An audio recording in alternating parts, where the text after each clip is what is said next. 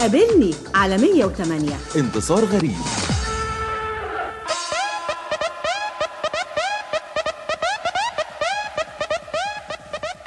أهلا بيكم من جديد، وتقابلنا من جديد على 108 موجة الشباب والرياضة، وعلى صفحتنا في الفيسبوك قابلني على 108. علي صوتك بالغنى، لسه الأغاني ممكنة،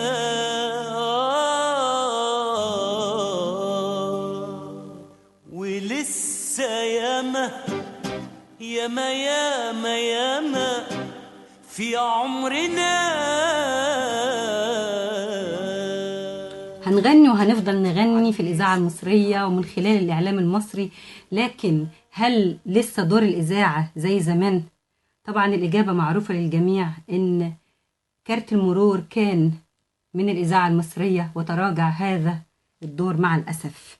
أنا معايا مجموعة رائعة من المبدعين الأكاديميين والممارسين للمهنة، مهنة الموسيقى والغناء، ولكن بيبصوا وبيتفرجوا على التجارة اللي بقت في عالم الموسيقى والغناء. الدكتور محمد شبانة هو أستاذ ورئيس قسم فنون الأداء بأكاديمية الفنون. المطربة نجوان، هي مطربة شعبية لكن بتأدي كل حاجة يعني. الدكتور أشرف عبد الرحمن مدرس بمعهد الموسيقى العربية وناقد كمان موسيقي معروف، والشاعر الغنائي وابن إذاعة شباب والرياضة والإذاعة المصرية محمد هاشم. أهلا بكم. أهلا بحضرتك والسادة المستمعين. دلوقتي دور الإذاعة أنا قلت تراجع أمام التجارة.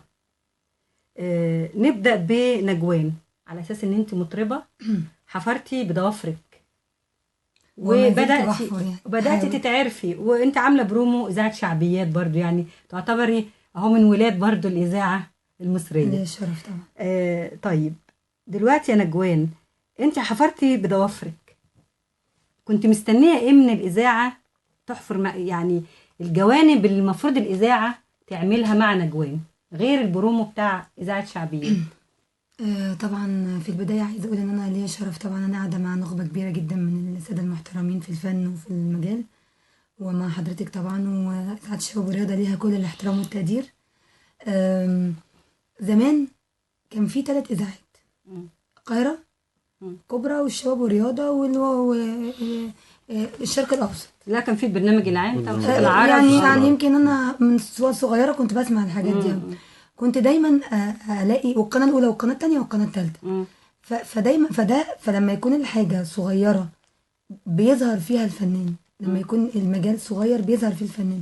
لما كانت اغنيه بتتذاع مثلا على شباب ورياضه تلاقيها بتتذاع على الشرق الاوسط على القاهره.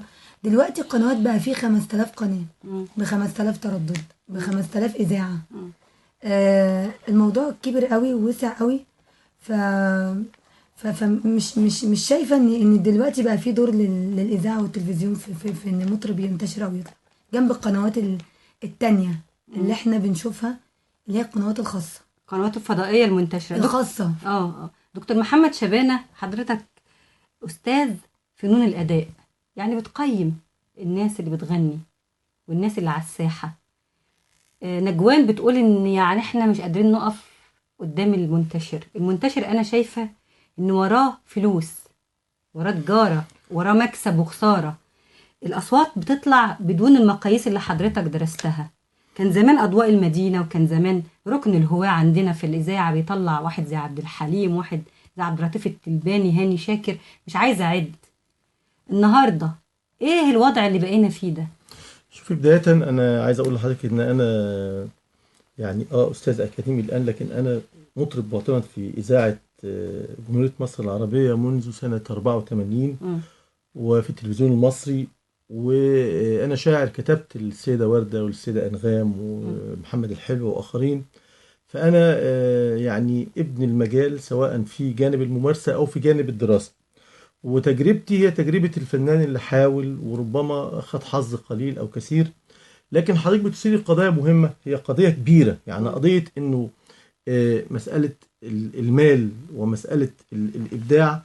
دايما المال والإبداع بيتكاملوا علشان لمصلحة الإبداع. أحيانا المال يبقى ضد الإبداع، بمعنى إنه إذا كان المنتج هو يعني فاهم دوره كمنتج للإبداع الفني وبمقاييس راقية وعنده مسؤولية المنتج الفني، فهنا مفيش مشكلة. لكن إذا كان المنتج الفني هو كل همه الحصول على أكبر قدر من الانتشار للمنتج الفني اللي بيعمله، سواء كان دراما أو كان غنى إلى آخره، فهنا مفيش شك إن هو عينه على التوزيع مش عينه على القيمة الفنية، على المكسب. على المكسب. أيوة صح. اللي عايز أقوله لحضرتك هي برضو مسألة معقدة، لأنه مفيش شك إن الذوق العام تراجع، وبالتالي هو بيقول لك الجمهور عايز كده. ما هو تراجع ليه؟ لأنه هم أيوة. ادوا إنتاج رديء فتراجع الذوق. حضرتك صوت الفن كان عبد الوهاب وعبد الحليم، شوفي حضرتك قلتي كانوا هم بينتجوا. هم انت قلتي هم يعني هو وجد له موطئ قدم زي ما بيقولوا في الساحة، لأنه المؤسسات المفروض ان هي ترعى الفن وتقدم الفنانين والمواهب تراجع دورها، وبالتالي بقى بدل ما كان المنتج الفني بمعناه المحترم وقيمته الفنية والأدبية، بقى ايه؟ بقى اللي بيعمل الفن التاجر اللي حضرتك بتقولي عليه. إذا تعاملنا مع الفن كسلعة، يبقى احنا بنفقد معايير كتير جدا جدا. وأنا يعني عايز أقول لحضرتك إنه أنا بشفق جدا على شباب الأيام دي في مسألة إن هم يحققوا ذاتهم في مسألة الغنى والتمثيل وكل، حتى في الشعر، حتى في الأدب، كل المسائل دي. ليه؟ لأنه مفترض إنه بلد زي مصر عندها يعني زي ما بنقول القوى الناعمة، عندها مؤسساتها. مصر دولة رائدة فعلا، مش كلام.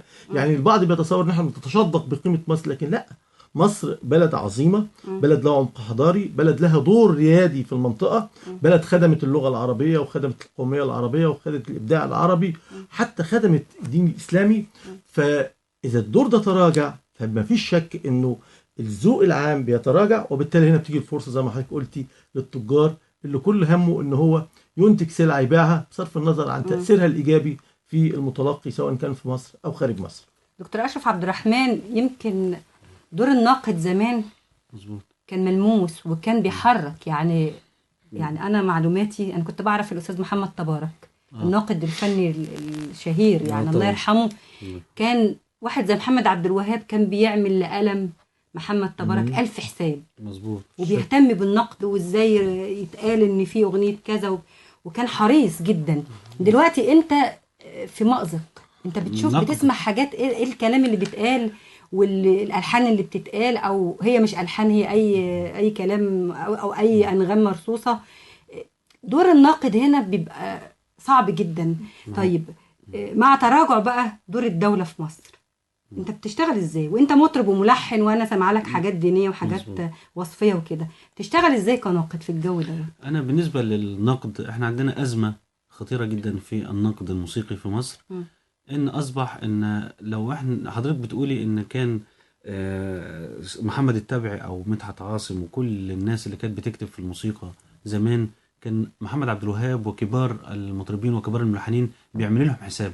لان واحد زي مدحت عاصم لما كان بيكتب، هو اولا دارس موسيقى ومتخصص، دخل في مهنة النقد الموسيقي يعني ناس غير متخصصة تماما، ومجرد ان هم صحفيين، واصبح تعليقه على الاغنية ما هي الا اخبار. يعني الفنان ده راح عمل حفلة في حتة الفلانية، عبارة عن اثارة، ده فلان بياخد مليون، لا ده بياخد 2 مليون. مفيش نقد في يعني في عمق العمل الفني علشان يرفع من الذوق العام. مفيش نقد عشان يميز موضوع يميز ما هو يعني فن او اغنيه جيده، فن حقيقي. مفيش ده مش موجود.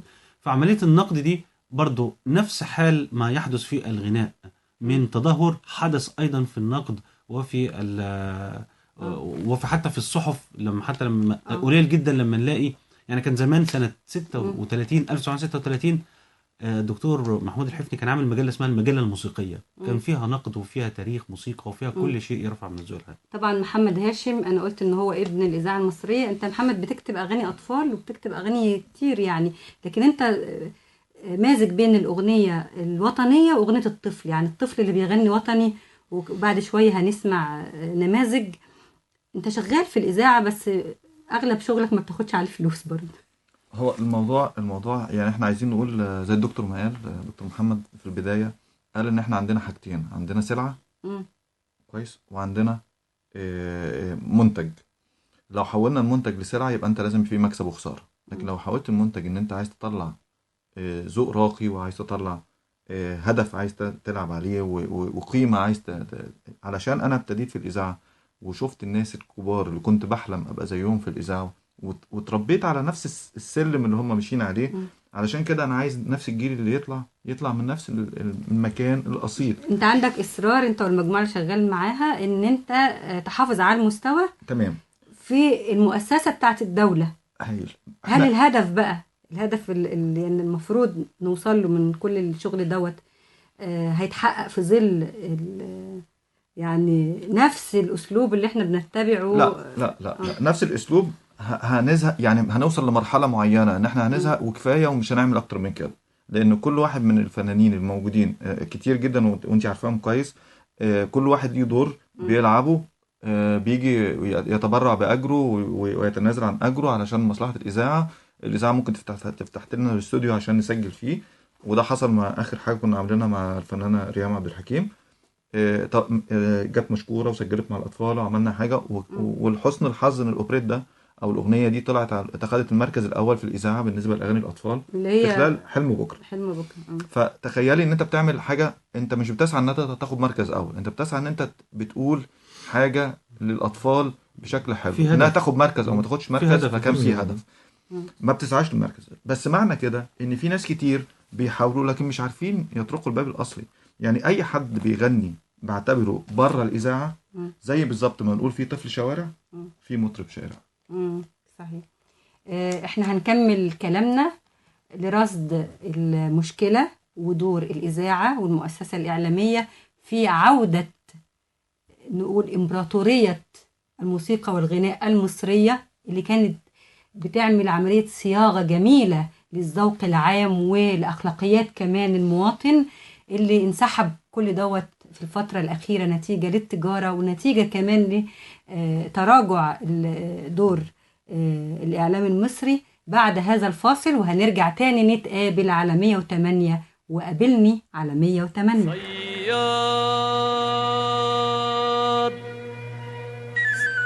صياد ورحت اصطاد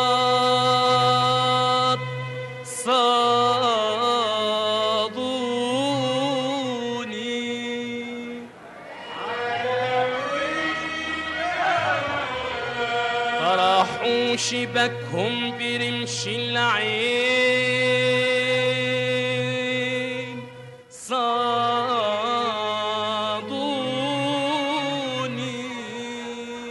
يا عدوية يا قمر والنجم يا قمر والنجم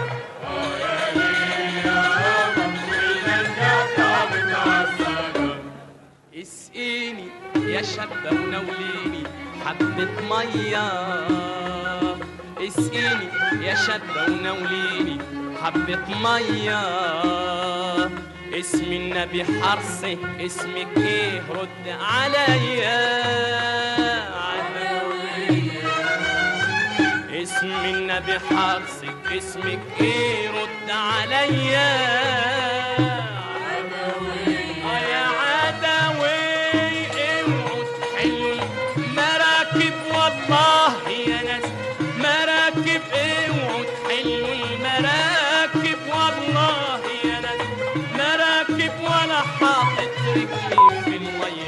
هنكمل حوارنا مع المطربة الشعبية نجوان والدكتور محمد شبانة أستاذ ورئيس قسم فنون الأداء، والدكتور أشرف عبد الرحمن الناقد الموسيقي والمدرس بمعهد الموسيقى العربية والمطرب والملحن، وبرضه الدكتور محمد شبانة المفروض شاعر غنائي ومطرب كذلك.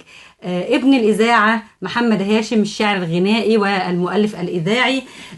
يعني احنا قبل الفاصل اتكلمنا عن الظاهرة ان هي بقت فوضى، بقى اي حد بيغني، اي قناة بتذيع لأي حد. نجوان، انا سمعت لك حاجات انت تعتبري مدرسه عايده الشاعر، مدرسه ليلى نظمي، فاطمه عيد، بترفضي تماما ان انت عايزه تقولي تقدم لون مبتذل، تقدمي ايوه الالوان المهرجانات دي، ايه رايك فيها؟ هقول لحضرتك على حاجه. هو الفكره ان انا في 3 حاجات عايزه اتكلم فيهم. في حاجه خاصه بالانتاج، وفي حاجه خاصه بالنقابه بتاعتنا، وفي حاجه خاصه بالانترنت، نقابه الموسيقيين. انا بوجه يعني اللوم برضو للنقابه، لان كل من هب ودب دلوقتي بيطلع له كارنيه، وحتى لو معهوش كارنيه بيمارس المهنه. ازاي بقى؟ بيمارسها بدون كارنيه. مش في تتبع للناس دي؟ في تتبع، في غرامات؟ لا في تتبع، بس في اماكن ما بتوصلهاش النقابه. بيبقى فيها مطربين ما همش اي تصريح غنى، وهم لا يمتوا للغنى باي علاقه. طب لو سمحت ما تقوليش مطربين، عشان انا بسمع الفاظ يعني بيتصنفوا كده، بيتصنفوا مطربين. بيتقال عليهم الفنانه او الفنان فلان الفلاني، وبيطلعوا على الشاشه. لا مش على الشاشه، يعني في على الشاشه والله، في على الشاشه في على الشاشه. دي حاجه. تاني حاجه، طبعا هي النقابه دلوقتي بتبدا تتفلتر وبتبدا تتظبط، وفي حاجات كتير جدا حصلت فيها كويسه، وده برضو يعني برضو نشهد طالما في تقدم وفي تغيير في حاجه لازم نقول. الانتاج، كل الافلام الناجحه في السوق دلوقتي انتاج مبتذل. انا يعني افلام عنف، اغاني بتقول يا عنف، والمجتمع مش ناقص عنف. هي مش ناجحه، هي منتشره جدا. انما ناجحه. لا ما هو النجاح ده، ما هو الانتشار نجاح. لا الشهره، مش شرط. الشهره معلش، الشهره نجاح. انت النهارده حضرتك يا استاذ محمد لو ماشي في الشارع وقابلت فنانه محترمه بتغني كويس بس مش معروفه، وقابلت سين من الناس اغنيتهم مطرقعه في مصر كلها، هتشاور على مين؟ ده نجاح مؤقت زائف بيزول بعد على طول، بيزول بعد ما الفنان بيعمل ملايين الجنيهات. مش مشكله يعمل ملايين، وبعد ما بيعمل الملايين بينتج لنفسه وبيفرض ذوقه وفنه واسفافه على الجمهور. بيفسد والله انا هو اسمحي لي يا بيفرض استاذه، انا معجب بالاخت نجوان جدا جدا. ربنا يخليك يا دكتور. وواضح برضو انها متعلمه، وان هي فعلا في عندها خلفيه اخلاقيه وخلفيه فنيه. يعني انا مبسوط بكلامها، بس انا خايف عليها. يعني انا خايف عليها، لانه هي برضو ايه، وانا هقول لك الكلام ده بعد الهوا يعني. لكن انا معجب بيها. بس انا عايز اقول للدكتور اشرف، وهو فنان واكاديمي، والاستاذ محمد والحضرتك والساده المستمعين، احنا ما فيش شك انه عنصر الانتشار عنصر مهم، وهو ايضا بيحسب فيه فكره النجاح، لانه المنتج او المؤسسه او القناه او الاذاعه او ايا ما كانت الميديا اللي بتطلع الفنان، هي بيعنيها ايه؟ بيعنيها ان هو يبقى منتشر، لانه انتشاره هو بالنسبه لها نجاح بتحقق من خلاله. فانا متفق مع حضرتك انه معيار الانتشار مش معناه معيار الجوده، لكن معيار النجاح. يعني برضو لازم نقول انه الفنانين عايزين يبقوا مشاهير. هم نجحوا ولكن افشلوا المجتمع، وانتشر العنف اللفظي، وانتشر التلوث السمعي. في حاجه عايزه اقول لحضرتك عليها. الانترنت دلوقتي بقى المفروض اصلا يتعمل عليه فلتره. احنا دلوقتي لو حد عاوز ينزل السيره الذاتيه لحياه بيته واسرته، ممكن تنتشر في اقل من ساعه، تكون في العالم كله منتشره. احنا ما عندناش رقابه على الانترنت، وده اللي بيخلي برضو الاغاني دي تنزل بدون اي رقابه، بدون اي وعي. انا مش انا كل حاجه اتغيرت فيا. انا مش كبرت ملامحي وعمري جري بيا. انا مش انا كل حاجه اتغيرت فيا. انا مش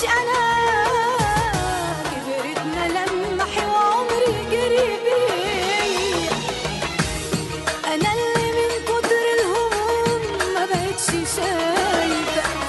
انا اللي من كتر الوجع ما بقتش احس. الفرحه عمره ما عدى من قدامي.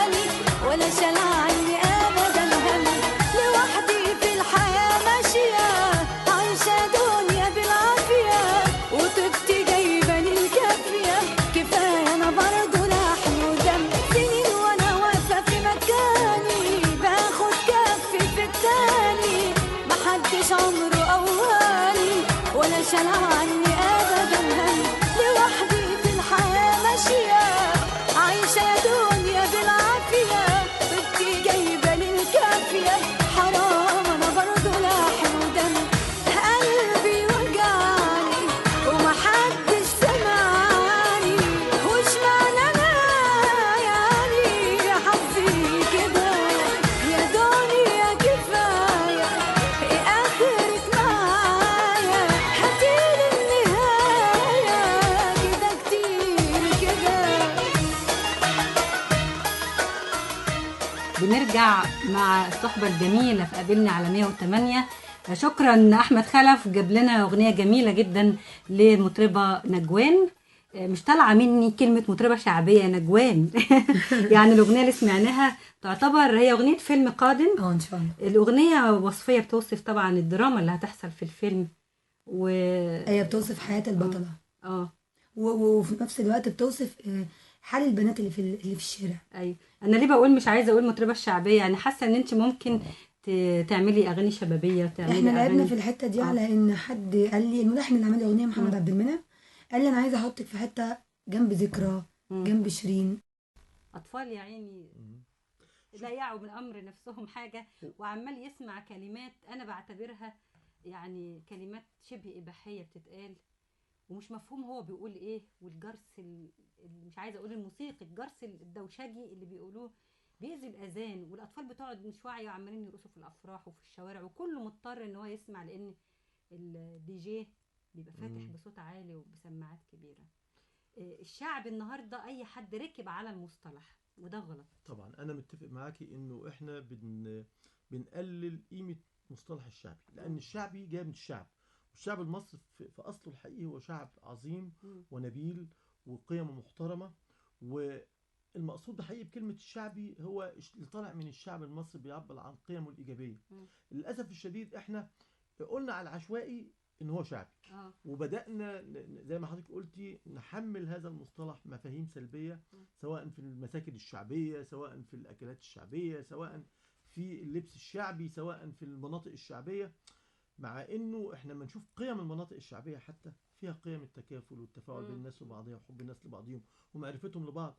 احنا للاسف الشديد تنازلنا عن القيم الحقيقيه، وحتى في الغنى الشعبي، يعني الغنى الشعبي بتاع الفلاحين، والغنى الشعبي حتى اللي كان بيغنيه المطربين الكبار زي رشدي وزي عبد المطلب وزي العزبي يعني ما احنا قلنا ان الدوله هي كانت بتتبنى. شوفي مش الدوله بس، حتى زكريا الحجاوي كان عامل مشروع. انا معاك طبعا زكريا الحجاوي عامل مع الدوله ان معاك. انت بتجمع التراث وبتجمع ما الفولكلور. هو كانت المرحله اللي حضرتك بتتكلمي عليها ديت اللي هي بدايه الخمسينيات وثوره 23 يوليو وانبثاق الوعي في وجدان الناس والبحث عن الشخصيه المصريه، وارفع راسك يا اخي فقد مر عهد الاستعمار، وفي ادب الفلاحين، وفي اعلاء من قيمه الشعب. انا بتمنى يا رب انه المرحله اللي احنا فيها يبقى فيها وعي بهذا الدور، انه احنا محتاجين نقول للانسان المصري انت قيمه عاليه، انت لك عمق حضاري، انت كشعبي انت المفروض تبقى قيمتك كويسه، عندك تراث. انما طبعا. اللي بيتقدم دوت ده لا هذا ده التاجر، مقاييس التاجر. والله مش التاجر بس يا استاذ، ده التاجر والناس اللي ممكن نعتبرهم العشوائيين، والناس اللي بيحاولوا فعلا يزيفوا المجتمع ويبثوا القيم السلبيه، لانه انا بعتبر ان دي حرب على الوجدان المصري، صحيح. حرب ثقافي. بالظبط، ده غزو ثقافي. يعني انت عارفه، ما احنا انت عارفه ساعات مش بس الحروب بالجيوش، لكن فعلا النهارده حضرتك بتتكلمي على بيدخلوا بيوتنا، بتتكلمي على بيدخلوا الاطفال، لحد ودنهم، بتتكلمي على بيدخلوا- انه المزيكا اتغيرت. عبد الوهاب الله يرحمه كان له مقوله لطيفه يقول لك طول ما العود وطول ما الطبله موجوده يبقى المزيكا العربي بخير. النهارده انت مش عندك طبله، انت عندك خبط ورزع، انت ما عندكش غنى، انت ما عندكش معاني كلمات. سوري، عايز اقفل بكلمه، الناس ما بقتش بتسمع بودانها، الناس بقت بتسمع بوسطها. يعني احنا تحولنا لمجتمع ما بيعقلش المعاني الجيده للكلمات قد ما بيهزوا الايقاع مش الايقاع كمان اللي بيهزه، ده اللي بيخلق عنده حاله من الانفعال والعدوانيه. ايوه. احنا قلنا اللي هو تلوث سمعي وبيؤدي الى العنف. يعني انا صعبان عليا الجيل اللي جاي. محمد هاشم بيكتب للاطفال، وانا مش عارفه الاطفال بتسمع ايه دلوقتي. يعني احنا كنا ابرياء زمان ما بنسمعش غير اغاني اطفال ونغني اغاني اطفال. دلوقتي الطفل عمال يسمع الالفاظ الخادشه للحياه وبيقولها.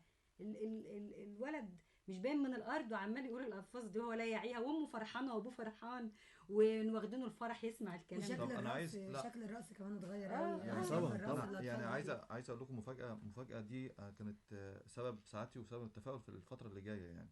وانت لاحظتها معانا في تعمل برنامج، مهرجان ولا ايه يا في محمد؟ برنامج عاملينه عامل اسمه حقق مهرجان؟ حلمك. في برنامج جديد عاملينه اسمه حقق حلمك في الاذاعه المصريه بقاله 3 سنين لاكتشاف الاطفال الصغيره من سن 6 ل 18 سنه.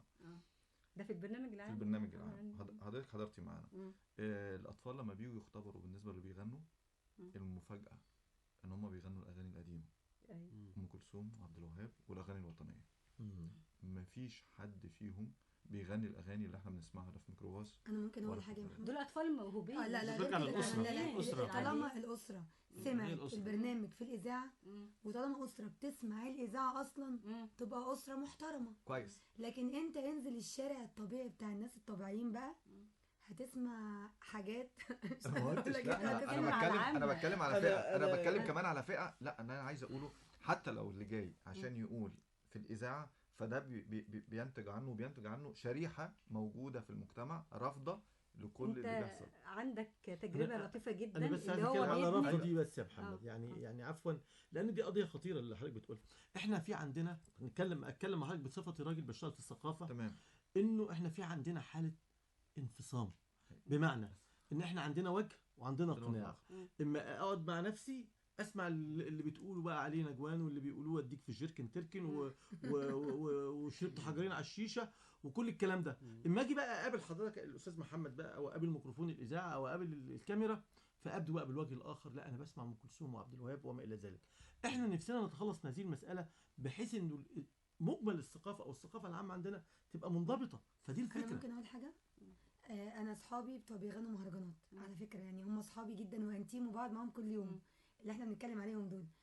في منهم اسمه ولد من اللي بيغنوا دول، اسمه بيشا. بيشا واسلام التركي، هم لسه عاملين فيلم قريب. انا عايزه اقول لك بيشا ده مطرب هايل قديم وبيغني لعبد الحليم، وعايزه اقول انه مطرب انا بحب اسمعه. هو عايز ينتشر بيش، وهو انتشر، هو اوريدي الشباب دلوقتي. فبقول له انت ليه اخترت اللون ده؟ قال لي عشان اللون ده اللي جاي. احنا عايزينك تعملي معانا مهرجان ان شاء الله. ما هو المشكله ان هو لو ما عملش كده مش هياكل عيش. بيفكرني باحمد زكي في الفيلم لما سليم سحاب قال له انت رايح تغني لي في المترو ولا؟ قال له ما انا برضه يا ماسترو عايزه البس قميص وانا برضه عايزه اكل. عايزين ينتشروا وعايزين يشتغلوا، وشباب احلامها عايزه تحقق احلامها، فهتعمل ايه؟ ومحمد هاشم ليه تجربه ظريفه مع الاطفال، بيخلي الطفل يغني وطني. اغنيه بنت البطل دي انا وجعتني قوي قوي يا محمد. الطفله اللي بتغني بنت الشهيد. هو بنت البطل دي من هي بنت اسمها ايه؟ حلا عندها 4 سنين. البنت دي يعني ان شاء الله هتبقى فيروز القادمه. بتغني وبتأدي وبتمثل. اغنيه زي ديت الناس هتسمعها كده وهترددها زي ما بتردد المهرجانات في الميكروباص. هقول لك، هي برضو احنا بنقول ان الاغنيه الوطنيه يعني في فتره من الفترات كانت الاذاعه كانت اكتر اغانيها الموجهه كانت الاغاني للاطفال والوطني.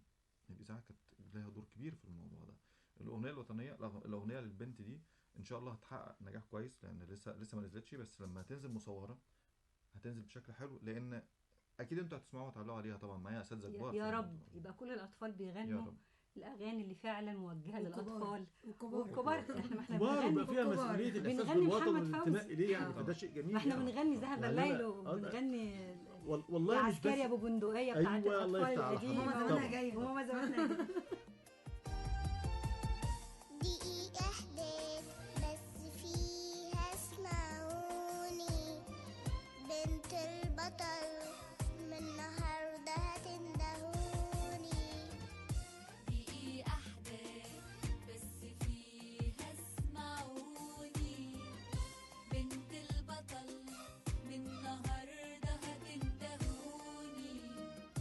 قلبي بيبكي والبسمة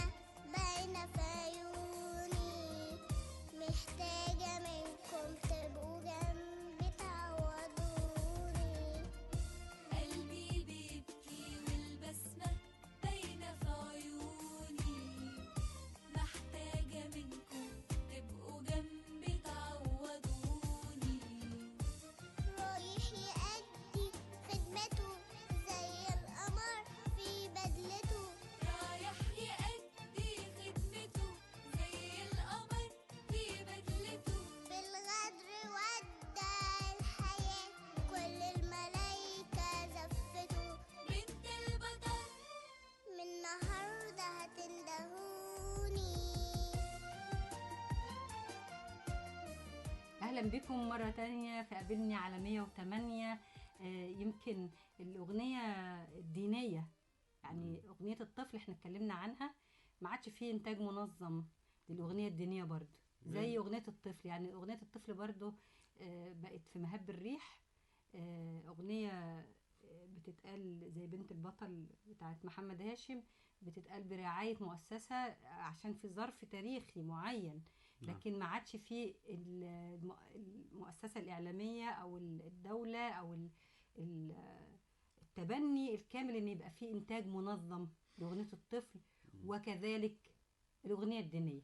دكتور أشرف عبد الرحمن، انت مطرب وملحن وناقد والقصه دي كلها، واستاذ اكاديمي. انا سمعت لك حاجات في بعض القنوات الفضائيه، لكن في رمضان يعني قبل الفطار بيروحوا زي لك كده دعاء على صور من الطبيعه. ما هو اصل الغناء الديني عموما لو تأملناه هو اولا غناء غير ربحي، يعني ما بيحققش ربح. هو بيتعرض يا اما في الاذاعه يا اما في التلفزيون وخلاص، مع ان عمل نجوم زمان وبعدين بيبقى في مناسبات. طبعا عمل نجوم زمان، محمد الكحلاوي وشفيق احمد، ام كلثوم والسنباطي لما عملوا ولد الهدى في الكائنات وضياء لاحمد شوقي، وعملوا بعد كده القلب يعشق كل جميل والسلاسل المقدسه، حديث الروح وحديث الروح، حاجات دينيه رائعه. وادعيه عبد الحليم، وادعيه عبد الحليم اللي مأثره فينا لحد دلوقتي، حوالي 15-16 دعاء ما زالوا مأثرين في وجداننا. بس ده برضه كان انتاج الدوله، خد بالك. رمضان جانا، كل الحاجات اللي هي كل ده انتاج الدوله.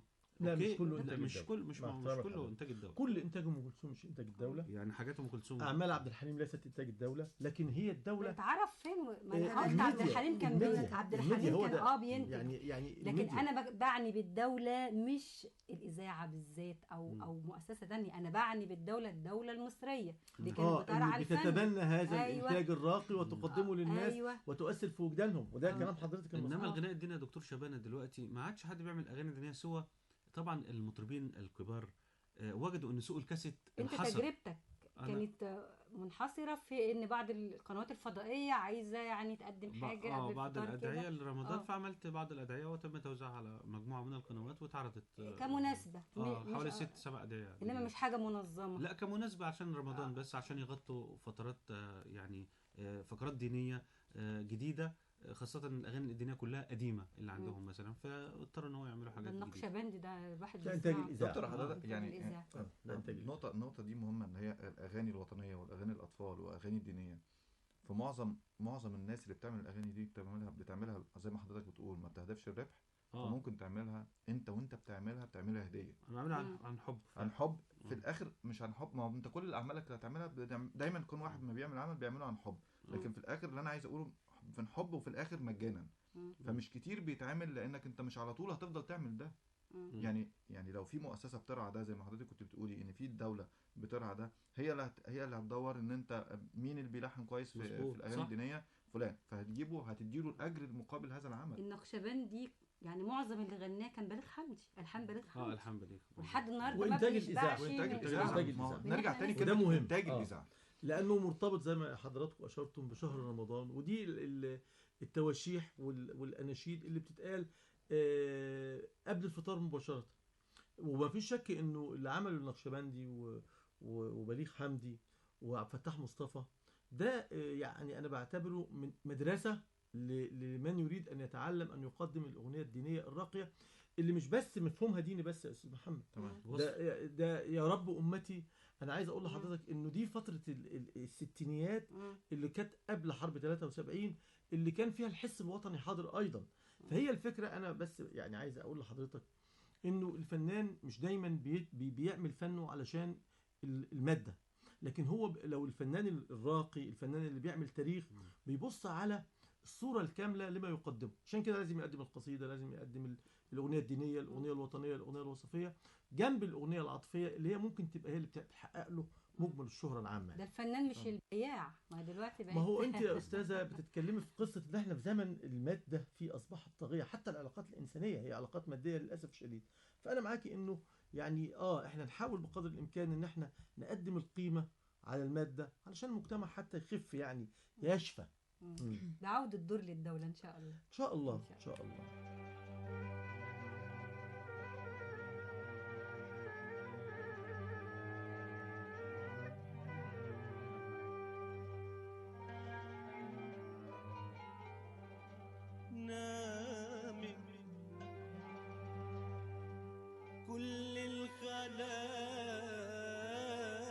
خلايق والكون هادي وسكن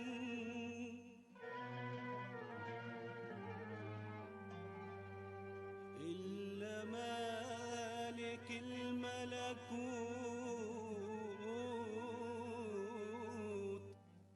خالق الكون والزمن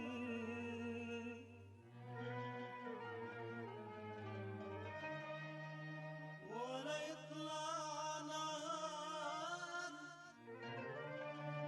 ولا يجي ليل ولا يطلع نهار ولا يجي ليل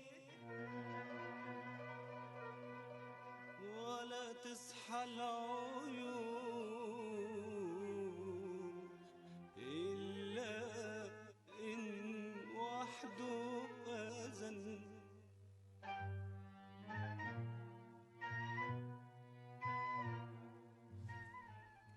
دكتور أشرف عبد الرحمن، يعني يمكن الدعاء الجميل اللي احنا سمعناه دوت من تجاربك في الغنى الديني. انت عشان أكاديمي شوية وبرضو بتحفر بضوافرك يعني أنا متأثر بالأعمال القديمة والفن الجميل، وإحنا حبينا نعمل تيمة قريبة من أعمال عبد الحليم حافظ علشان نذكر الناس بزمن الفن أنا الجميل. كنت بسمع دوت قبل الفطار في الفضائيات من نسائم زمان يعني. حلو. لا حلو ده. نجوان، تياري ليكي تجارب في الدين يعني إلى جانب الشعبي، ليكي بعض التجارب. عملت أغنية في رمضان اللي فات اسمها بدعيلك، وصورتها في مسجد السلطان حسن، وهي كانت تجربة حلوة جدا، وكنت برضو بتفرج عليها في رمضان كده، وكنت مبسوطة ان في حاجة بتتذاع في رمضان يعني. الحمد لله. انا حاسة ان انت واخدة الشعبي رسالة. دي حقيقة. انا عايزة اقدم فن شعبي يكون فن محترم، ونغير فكرة ان الفن الشعبي يعني الدب ورزع وخبط والحاجات محمد رشدي ومحمد وحورية حسن وفاطمة عيد والناس دي، انت تحبي تقعدي تسمعي تيمة صوتهم. انت عارفة ان في ناس كانت بتحدد مواعيد افراحها مع المواعيد اللي عايدة الشاعر مثلا فاضية فيها. طبعا بتعمل جدول عبد العزيز محمود يحجزوا عبد العزيز محمود، مع انه مطرب كمان كان مطرب شعبي مطرب عاطفي. عبد العزيز محمود يعني يقول لك انا مش هتجوز الا الميعاد اللي بيحدده عبد العزيز محمود مثلا او عايدة الشاعر. طبعا. ما احنا عايزين يعني زي لسه يعني الشعبي هو نوع من انواع الغناء. مش عايزين نحطه في درجة، هو الدرجة الأقل، إنه الشعبي ده هو بياخد كلامه من المجتمع، بياخد كلامه من ألسنة الناس. محمد أنا عايزة أقول لك إن الشعبي صعب جدا في الغنى. مش أي حد يغنيه، مش أي حد بيعرف يغني شعبي. وإن الإذاعة كمان تتبنى وتعمل إذاعة اسمها إذاعة شعبي.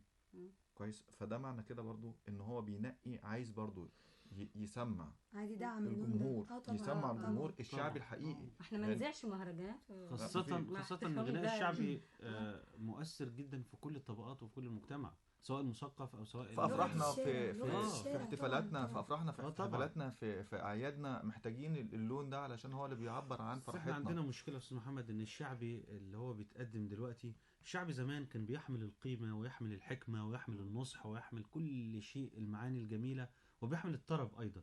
ولكن للاسف الشديد ان تحولت الاغنية الشعبية كلماتها تحولت من العامية الراقية الى العامية السوقية، والالحان اللي احنا بنقول عليها الالحان اللي هي الايقاع السريعه ويقولوا عليها الشبابيه، لا ما احنا بنتكلم على دور الدوله. ما انا بقول لك اصبحت دلوقتي اسمها انا سميتها الايقاع الصاخب، لان انا عامل بحث اسمه دور الاغنيه في مواجهه العنف والتطرف في مصر. توصلت ان في بعض المصطلحات بنقولها غلط، يقول لك الاغنيه الشبابيه السريعه. سيد درويش عمل الاغنيه السريعه، عمل حاجات كتيره جدا، دينج دينج دينج دينج، حاجات سريعه. كان الشيطان بيعزم يوم على ابن الناس، حاجات سريعه جدا. ولكن دي انا بسميها الايقاعات الصاخبه وليست الايقاعات السريعه. الايقاعات السريعه دي موجوده في كل الغناء في كل العصور، انما الايقاع اللي بيتقدم دلوقتي اسمه ايقاع صاخب. تلوث سمعي. احنا اتكلمنا على دور الدوله، ويمكن اذاعه شعبيات اهي بعض الدور بعض الدور اللي بتقدمه دور الدوله ان الاذاعه المصريه لو هي بتنتج عمرها ما هتنتج هذا اللي احنا بنسمعه دلوقتي اطلاقا، لان في لجنه بتمر عليها النصوص ولو اي كلمه او لفظ خارج على طول بتمنع هذه الاغنيه، واي لحن صاخب او في شيء من احنا بنتمنى بقى يبقى في علشان كده شرطة. عشان كده كان الغناء الشعبي له دور كبير جدا. لما يظهر محمد رشدي مع عبد الحليم حافظ، ويظهر العزبي في وسط ام كلثوم وفي وسط عبد الوهاب، ويبقى لهم مكانه خاصه لدى الناس، ده دليل ان الغناء الشعبي لون فعلا لا يقل اهميه عن اي لون غنائي زي ما قال الاستاذ محمد. ليلي ليلي ليلي ليلي يا ليل، يخلي زي الذهب وقلوبها من ألماظ،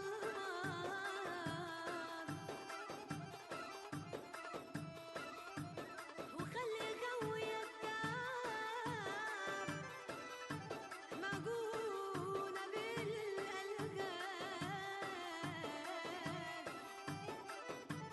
وخلي تحمد ربها، وخلي تفضل جنبها، وخلي السواد قلبها،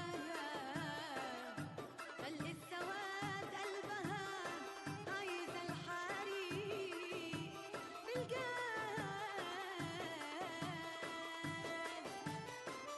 انت قول هو قول كله قول انا مش هقول، انت قول هو قول كله قول انا مش هقول، قول عليا زي ما انت عايز تقول، انت عارف اني بفهم في الاصول، قول عليا زي ما انت عايز تقول، انت عارف اني بفهم في الاصول، ده انا ليا يا ابني في كل حته معجزات، في اللي جاي واللي عدى واللي فات، انا كام سنه وهيطبع لي مؤلفات، ده انا بنت خبره وجامده جدا في الحياه، واخده منها اعلى شهاده دكتوراه، وبحب اعيشها صح وسايباها على الله.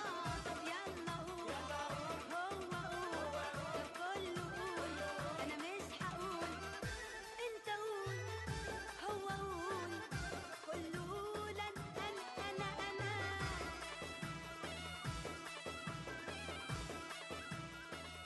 نجوان، بالرغم من انك الاغنيه يمكن بتاعت افراح، انا بحكي طبعا لان انا فاهمه بيتقال ايه، غير الاغاني الدش اللي بتتقال والدوشه ما بنبقاش فاهمين هما بيقولوا ايه. الاغنيه يمكن تبقى مرحه، فيها رقص في الجو اللي هو المرح دوت المناسبات، لكن بحة صوتك فيها شجن شويه. دكتور محمد شبانه كاستاذ ورئيس قسم فنون الاداء في اكاديميه الفنون، ايه رايك انت في اداء نجوان وفنون الاداء اللي بقت مفيش شك. بالوسط وبقت بالوش وبقت شوف انا هقول لحضرتك، هو طبعا انا بأبدي اعجابي فعلا بصوت نجوان كمغنيه بتقدم لون وان كان له شبه لكن متميز. يعني هي مغنيه بتمتلك ادواتها كصوت كعرب كتكنيك في الغنى، كمان هي حريصه على ان الكلمه اللي بتقدمها كلمه جيده. بالنسبه لمساله الاداء بقى حضرتك، كل مناسبه بتفرض نوع من انواع الاداء. يعني انت عارفه اغاني الافراح الناس راح تتبسط وراح ترقص وراح تتحرك، فحاله البهجه ديت مطلوبه، لكن مش معنى ان يبقى في حاله بهجه ان يبقى في حاله فوضى. فانا يعني بقول انه احنا يجب على نجوان وعلى غيرها من اخواننا اللي هم حريصين ان هم يتواصلوا مع الشعب، لانه زي ما بيقول الدكتور اشرف الاغنيه الشعبيه هي اغنيه راقيه، الشعب بطبعه قيمه راقيه. فانا بس النصيحه اللي بقولها لنجوان بقول لها انت ما تحصريش نفسك في اطار هذه الاغاني، وان كنت انا عارف انه ده اتجاه عام دلوقتي، لكن هي صوتها يمتلك من القدرات والامكانيات ان هي تقدم الوان تانية. بتمنى ان هي تقدم لنا العاطفي وتقدم لنا الديني وتقدم لنا كل الالوان، وان كانت برضو حابه ان هي تستمر في هذا اللون اللي هو لون الغناء اللي انا بسميه مش الشعبي، والله انا بسميه الجماهيري، اللي هو له حلو الجماهيري دي، حلو يعني حلو اللفظ ده، يعني انا مطربة جماهيري. يعني بالظبط كده. هو على فكره ده اسمه العلمي، اللي هو له طبق بينال كل طبقات الشعب، كل الناس بتحبه، سواء كانوا الاغنياء سواء كانوا الفقراء سواء كانوا اللي في مناطق راقيه سواء كانوا في مناطق شعبيه، كل الشعب بيسمع هذا الغناء، فاتمنى لها ان شاء الله التوفيق. دكتور اشرف عبد الرحمن، كناقد موسيقي بقى واستاذ في معهد الموسيقى العربيه، وانت في المجال وبتغني وبتلحن، زمان كان النقد زي ما نوهنا قبل كده كان يعني ميزان نعم. يعني الناس ازاي تعرف اللي بينشز واللي بيغني غلط واللي بيغني صح، والصوت الجميل والصوت اللي مش جميل. دلوقتي يعني في ناس اصوات هو ما ينفعش اساسا يغني، لكن بيتقال عليه المطرب فلان ويطلع كده باشا ونجم. والدكتور محمد بيقول الناس في الافراح بتنبسط هم لكن الفوضى، يعني انا شخصيا من الناس هم بينبسطوا وانا بتغم فاتحين في الشارع الدي جي وانا قاعده، يعني يا جماعه حرام عليكم يعني. احنا بنتكلم على الغنى مش على الدي جي يا استاذ.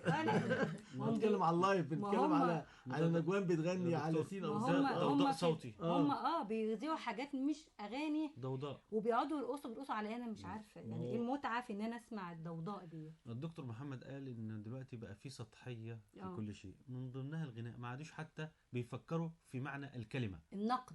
النقد دلوقتي ازاي ناضل وفعلا يلعب دور. النقد محتاجين اولا اذا كان حدث تدهور في الاغنيه، فحدث ايضا تدهور في الكثير من وسائل الاعلام. اوكي حصل تدهور. دور النقاد ليه ساكتين؟ ما دي رساله برضه. ما هو النقاد زي ما في مطربين مش عارفين يوصلوا اصواتهم كويسه، في نقاد متخصصين ومعاهم دكتوراه ومش عارفين يروحوا يكتبوا في الصحف.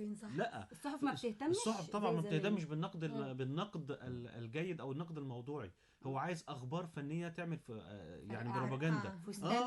فستان فلانه بيصور مطربه ومش عارف ايه في شكل معين، بيتكلم عن شو عايز يعمل شو. لو انا رحت قلت له كصحافه او جرايد كتيره جدا، لو رحت قلت له خد مقاله اهوت عن هذه الاغنيه، نقد الاغنيه، هيقول لي يا عم مين اللي هيقرا النقد ده؟ انا عايز خبر ان ده فلان خد $1,000,000 جنيه في حفله، فلان اتجوزت فلان طلقت. بس ده في كليب تعلق على دي رقاصه ولابسه مش عارف ايه. طب المضمون وانه اصلا غنى ولا مش غنى؟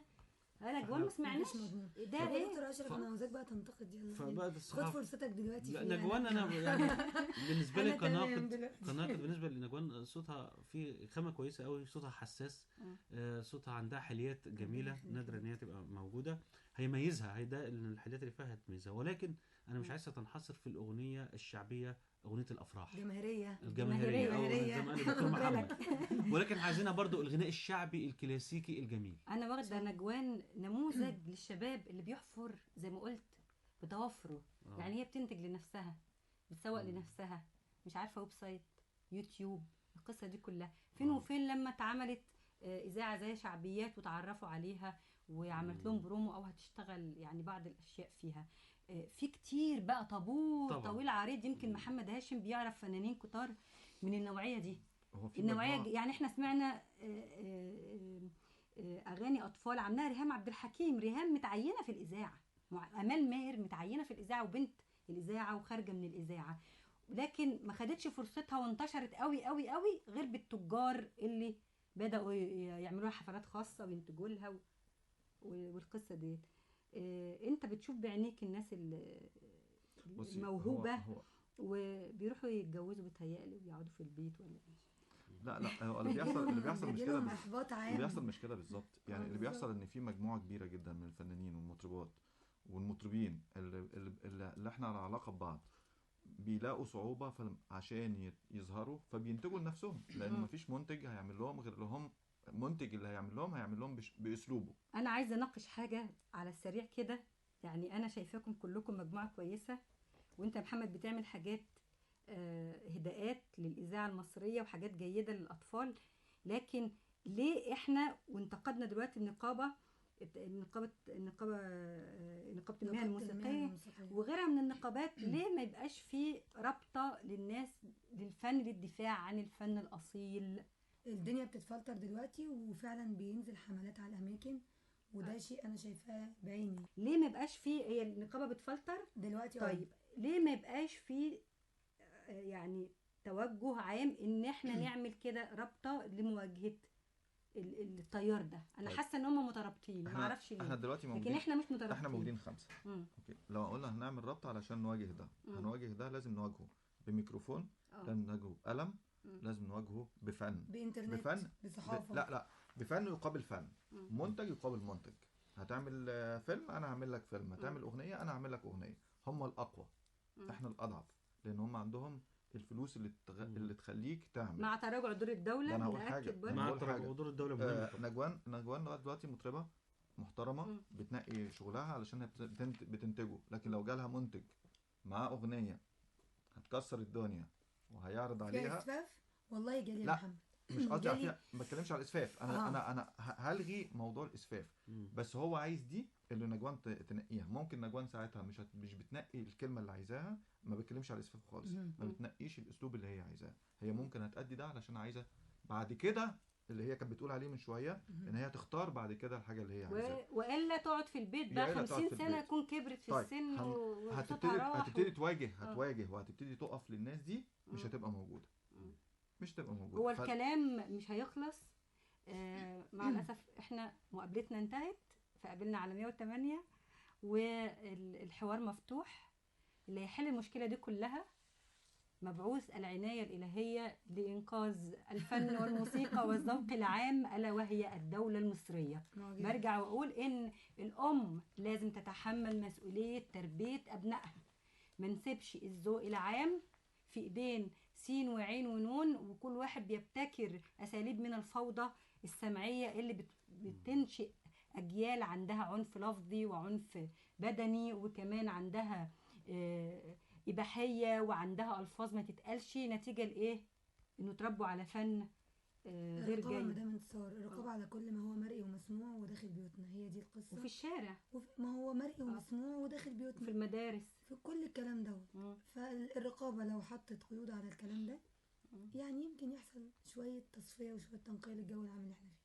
أنا في النهاية بشكر هذه الكوكبة، المطربة نجوان، المطربة الجماهيرية لو سمحت. دي شهادة من دكتور محمد، دكتور أشرف، يعني أعتبرها وسام على صدري إن هم يقولوا لي كده. ربنا يوفقك إن شاء الله. الدكتور محمد شبانة، أستاذ ورئيس قسم فنون الأداء والمطرب والشاعر أيضا. الدكتور أشرف عبد الرحمن، ناقد موسيقي ومدرس بمعهد الموسيقى العربية وملحن ومطرب. والأستاذ محمد هاشم، الشاعر الغنائي والمؤلف الإذاعي. وسعدت بصحبة المستمعين والذين يحضرون دائما معي في قابلنا على 108 عبر موجة إذاعة شباب والرياضة وعبر صفحة الفيسبوك قابلني على 108. دايما بحييكم انتصار غريب، ومعايا تحية خاصة من أحمد خلف من الهندسة الإذاعية. علي صوتك بالغنى، لسه الأغاني ممكنة،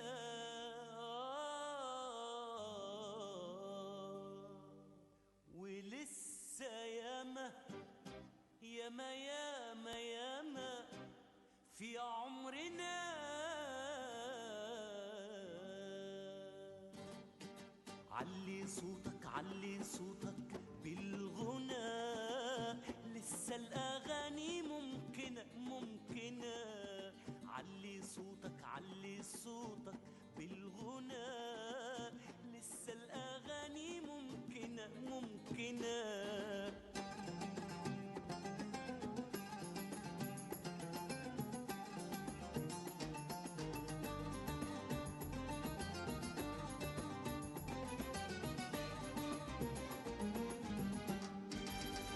ولو في يوم راح تنكسر لازم تقول واقف كما النخل باصص للسما للسما. ولا انهزام ولا انكسار، ولا انهزام ولا انكسار، ولا خوف ولا حلم نابت في الخلا في الخلا.